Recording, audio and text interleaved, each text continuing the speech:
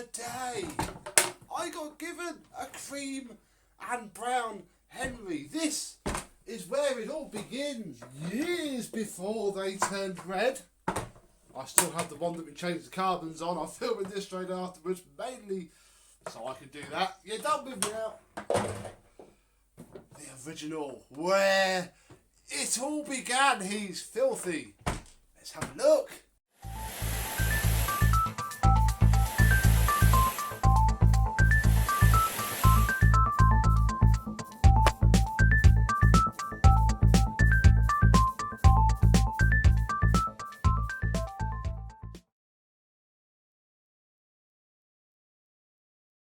Yes, hello, my vacuum cleaner and Numatic chums. How are you today? Yes, the HVR200, so old that what remains of the serial plate, you can sort of see it in the right light, doesn't have a date. These earlier ones did not. That is how old it is. I think, and I'm sure in the comments please tell me, I are not an expert. Early to mid 80s these ran, then they turned red and black, and then all the other pretty colours came along. They did the entire set in cream and brown. Certainly looking at the other Numatic collectors pictures, you had Henry, Charles, George, I think even James was cream and brown. This one is in typical cream and brown condition, i.e. quite battered and filthy. The handle seems to be the most, in fact, crikey, that is falling apart. Look, I'm scratching that off with my fingers. So the coating's coming off the handle, sadly. Don't think there's a lot I can do about that. Certainly underneath there doesn't seem to be any cleaner. So obviously the type of plastic that they use for the handle does not fare terribly well, but never mind, we have, and again let me just use the other Henry for, yes, it is very much a brown cable. You can tell when comparing it to a black one. Doesn't have its moulded plug, sadly. What we have is a perma plug, heavy duty look, fitted, very vintage plug. In fact, saying that, it hasn't got a moulded plug because it's of the age where they didn't. My little brain is just coming into gear. Comment below if you remember these from back in the day, or if you've got one. Did they actually come with a moulded plug? Because that's certainly a question. The cable seems actually a little bit short as well. So either it did have a moulded plug and it's been chopped down, or the cable's just been chopped down. I've now got bits of the handle under my fingernails. But you know what, a short cable doesn't bother me too much. Certainly using it around the house, having a 20-foot cord can be a bit of a pain. At the back we have the old style elongated cable entry. The remains of the new 800 watt sticker that it would have had, the old style switch, which works. The power takeoff socket, probably like every single one, never had anything plugged into it. Even the base is different. Again, if we compare it to late 1996, they started putting the flare, because obviously these tip backwards very easily. In fact, you can tell that because in the bottom it is moulded a stabiliser. Gosh, that's filthy. And it has seen some scuffing. My HVR200 or MV200, whatever it is, has the same. Cable rewind though works very well indeed. Everything else is pretty standard. They didn't change the design much. Let's just open the lid to reveal that yes, this thing has seen some fair share of use. It has what I think is a more modern Tritex filter fitted, and the posh version as well, with the sort of fleecy insidey bit. Don't know if it's genuine or not. It might be genuine actually. It's got a part number. Come on, show the lovely people your part number. Don't know, because the passive ones look very, very similar nowadays. But you know, it's a good filter. I think this would have had the red filter, but I will take a very decent filter over that. And inside is normal, really. A non-grippy, again the later ones had a little bit of moulding to the bag to sort of hold itself on. Nothing on this. It's all just a little bit rusty at the front. The wheels seem okay, they're not too worn. It's just heavily used, bless him. Does he work well-ish? I have had him on. Don't know if he's turned on now.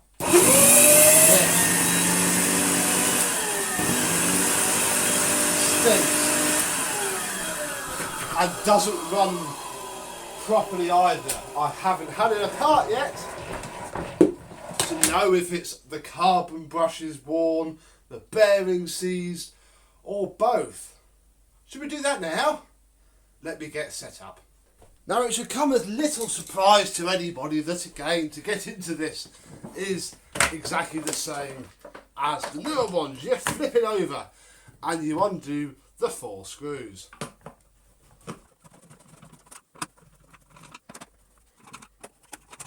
Then you flip it over again and lift off the top lid, although and slide, I don't think I've never had one of these apart before, and slide off the cable grip immediately. I can see a date wheel which I think is saying 1988. It's actually a little bit deformed. And I can also see that one of the screw tabs has broken one of the threads, but we shall worry about that in a bit. Then the cord rewind comes off, which yes is dated 1988. So we have a 1988 body, little bit later than I did first say. Oh, hello. Well, this is a tad interesting. Look, the suppressor's blown. Ooh, very nice indeed. That's quite good to see. In fact, it's very blown. Look, there's a bit of it there. Doesn't smell though, so I'm not actually convinced that that is the full source of our issues. We also have this, which used to go on the cable. I've seen this before. Again, my HVR200 had it. It's how to wire it up, essentially. And it is very, very different. Certainly compared to the newer ones that basically have this all filled in. This doesn't. I'm just going to pop the screws out so I can collect those together. Where's the last screw gone? Come on. Come on, Henry. There you are. Release your screws so I can put them to one side. But again, from here on in, yes, more 1988. It is a case of undoing the 3 screws on the next layer down.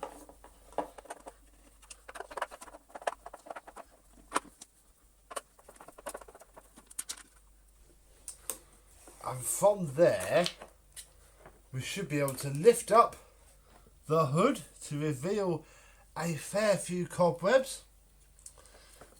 Unplug the wiring from the motor in the usual way. There we go, look. Vintage under there. It's weird. So I think I've never had one apart this old.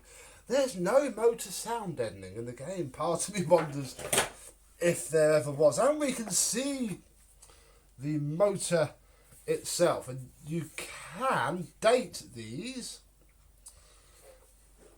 And this one dates to the 27th of the 6th, 1988. Look, with the good old-fashioned Numatic logo there. Yeah, we then have this bit here, the base part. All fairly standard stuff. What we are worried about is the motor, and looking at the armature, it's not terribly happy, admittedly, but then it's not terribly terrible either. Let's pop a carbon brush up because that will tell us all. Yeah, very small carbon brushes, all very, very worn down there, look. Very worn. Let's have the other one up. So it runs, it's not, I think we might have caught it just in time, I suppose. Ah, yes, there we go, look. That one isn't as happy at all. This is bubbling out. As is the armature. I mean, yeah. Tell you what we'll do. Let's take it apart just a little bit further so that we can get this top piece off to get to the armature. And to do that is a case of you have to uncrimp. It's very annoying on these. I can't say I enjoy doing it, but you have to uncrimp the motor from the field coil, or in the case that I'm doing here, bend it up and yeah, open up the crimps. There you go, look there. That's it's like hardwired onto the field coil wires, which I'm glad they did away with it in the later ones, because it does not make doing this easy. I've done it a fair few times. There you go, there's one removed. Do the other one. It's fairly easy to put back as well. There you go, there's the other removed, and then we can take our screwdriver, take the screw out of the back, and then the whole carbon assembly comes off. And then do that so we can get to the bolt that's there. So I'll do the other side, find my socket set, and come back.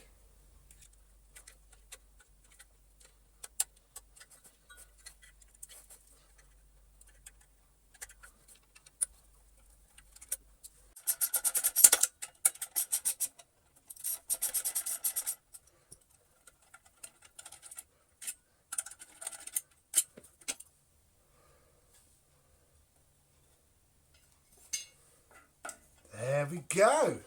I can show you now because it's very difficult when it's together. It's not destroyed. It's not great either, and I can feel a fair bit of resistance in the bottom bit, which isn't fabulous. I think its bottom bearings has gone. What have we got? We have a 629Z. Wonder if I've got any in stock. I don't. In the box, I only have a 627. So I shall get some of those ordered, which means that we won't go much further today, but I've just popped out the field coil, because this is where our lower bearing sits. Obviously you get to it by taking apart the whole rest of the motor. And because I'd like to see us get it running better, I'm going to do the old Electrolux 500 trick where you can't strip them down. Oh, look at that. It's dry as a bone. But, right, let's do that again. And hold that bearing, which confirms that it's fairly good. Oh, that is excellent to see. See, there is a time and a place for just blasting completely inappropriate things at bearings. I mean, it'll sound terrible, but it'll run. The next thing I've got is a little bit of emery paper, just to clean up this field core. Now, you don't want anything that's really abrasive. I'll be honest, Sif and a cloth does this, because if you look, it just makes it shinier. So I'm going to go around this. I can't stop doing that, that's fantastic. I'll go around this and get this cleaned up, and then, well, we'll get it back together, really. To the best of my limited ability, I'll try to put a flat edge back on that carbon. The armature is nicely polished up, it's not actually damaged. Oh, so pleased that that spins as well as it does. And I can start to put this old thing back together. So we'll start with the coil. and the top part. And I'm going to put the bolts in. I'm going to put these back in off camera because, well, you can see, look, I've got to bend those back into place. I'm not going to wash my hands because it's filthy. And yeah, basically, you can rejoin me when he's all back together. And we'll see if it runs any better. Because it ran before, I suppose.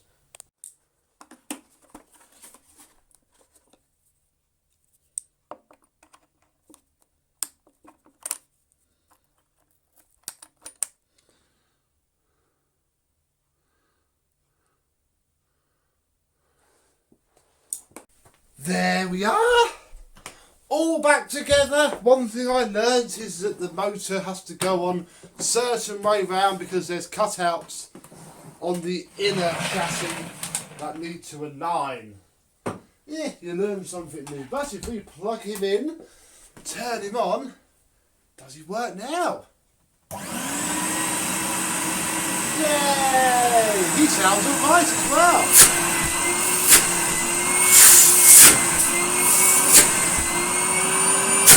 Hasn't blown up. Nice cool air.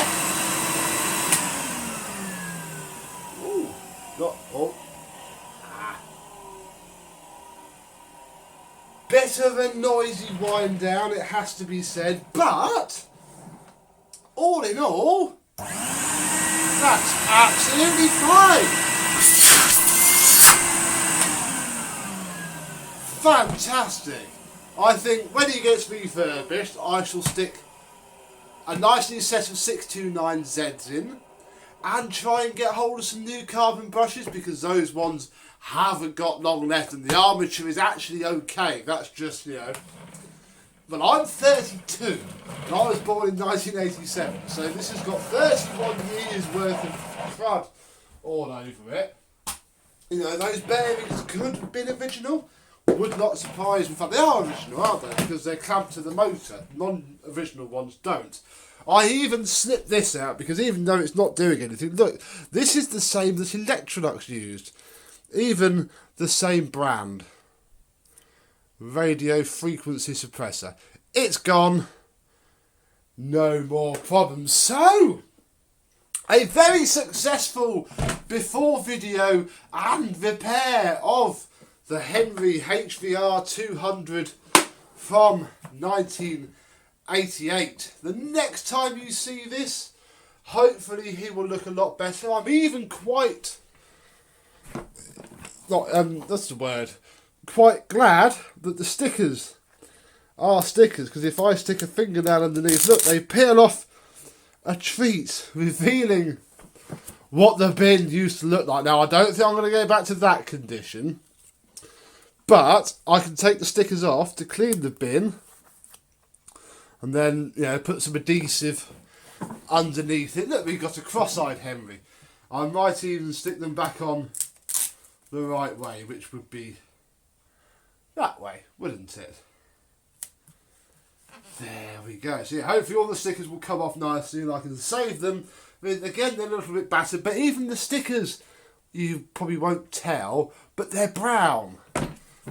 You know, that's going to help a lot. So, very pleased with my free cream and brown Henry.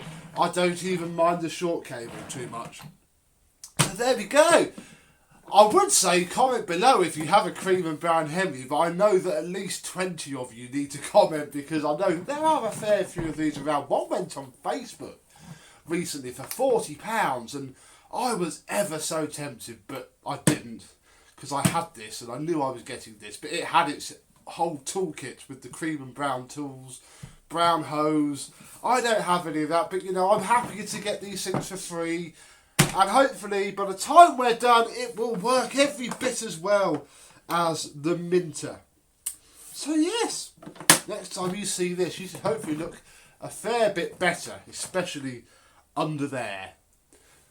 And as always, I thank you very much for watching, and I, and Cream and Brown Henry, will see you soon. Bye bye!